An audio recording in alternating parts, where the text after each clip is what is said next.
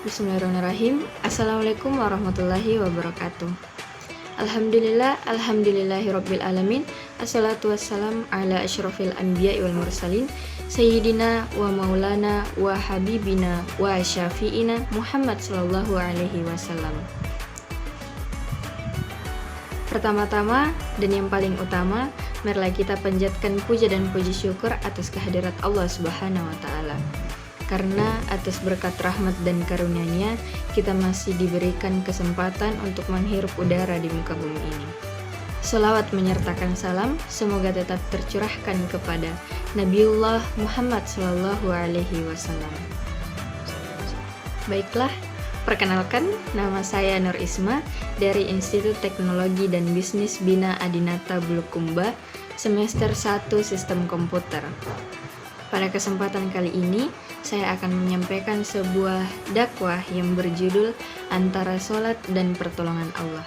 Jadi, ada dua hal yang paling penting tentang sholat yang ditekankan dalam Al-Quran. Yang pertama, kenapa sholat begitu penting untuk ditunaikan? Karena ia menjadi pembeda antara sang Khalik dengan makhluk. Hal ini terletak pada aspek ibadah, yaitu sholat. Dalam Quran surah Toha ayat 14 yang berbunyi, A'udzubillahi minasyaitonirrajim, Bismillahirrahmanirrahim. Innani anallahu la ilaha illa. Sesungguhnya aku adalah Allah, tiada Tuhan selain aku.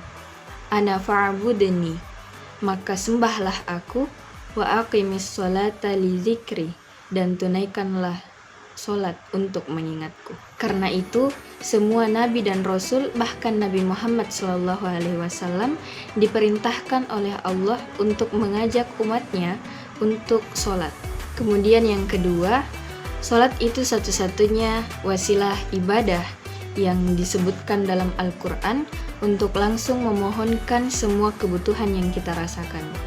Sebagaimana dalam Quran surah Al-Baqarah ayat 45-46 yang berbunyi, Bismillahirrahmanirrahim, wasta'inu bis-sabri was-shalah, dan mohonlah pertolongan kepada Allah dengan sabar dan sholat. Innaha lakabiratun illa 'alal khashi'in, dan sholat itu sungguh berat kecuali bagi orang-orang yang khusyuk. Alladzina yadhunnuna annahum mulaku rabbihim wa annahum ilaihi raji'un, yaitu mereka yang yakin bahwa mereka akan menemui Tuhannya dan bahwa mereka akan kembali kepadanya. Jadi, jika kita mempunyai masalah, mintalah kepada Allah. Terimalah dulu masalah itu, bersabarlah dulu, jangan dikeluhkan. Karena mustahil Allah memberikan kita suatu masalah jika kita tidak mampu untuk mengatasinya. Sebagaimana dalam Quran surah Al-Baqarah ayat 286, La yukallifullahu nafsan illa wus'aha. Allah tidak membebani seseorang melainkan sesuai dengan kesanggupannya. Jadi mustahil seorang hamba diuji di luar dari batas kemampuannya. Jadi jangan mengeluh, kenapa saya? Kenapa harus saya?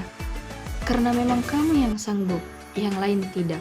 Jadi setelah kita bersabar, maka tunaikanlah sholat dan memintalah kepada Allah lewat sholat. Makanya dalam sholat, kita memohon kepada Allah. Jangan jadikan sholat sebagai formalitas semata. Takbir, ruku, sujud, salam, selesai. Padahal Allah sudah menunggu kita untuk meminta pertolongan dalam masalah yang kita hadapi. Itulah mengapa waktu dibagi 5 supaya hidup kita lebih ringan. Subuh ke duhur punya masalah, duhur sholat dan memohon kepada Allah. Duhur ke asar punya persoalan, asar sholat. Dijawab sama Allah, tuntas permasalahan itu. Bahkan semua nabi dan rasul ketika punya persoalan dalam hidupnya sekecil apapun itu, mereka akan memulai dengan sholat dan meminta pertolongan kepada Allah Subhanahu wa ta'ala. Jadi, jangankan kita, nabi dan rasul saja yang sudah jelas surganya juga memiliki ujian dalam hidupnya. Dalam kisah Nabi Zakaria yang diuji oleh Allah Subhanahu wa ta'ala belum punya keturunan sampai rambutnya memutih, fisiknya sudah letih, dan istrinya divonis tidak punya keturunan, mandul dan menopause.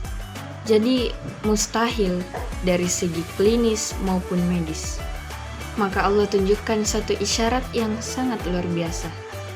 Jika kita menghadapi suatu masalah yang dikatakan mustahil oleh makhluk, maka tinggalkan pendapat itu dan memohonlah kepada Allah Subhanahu wa taala.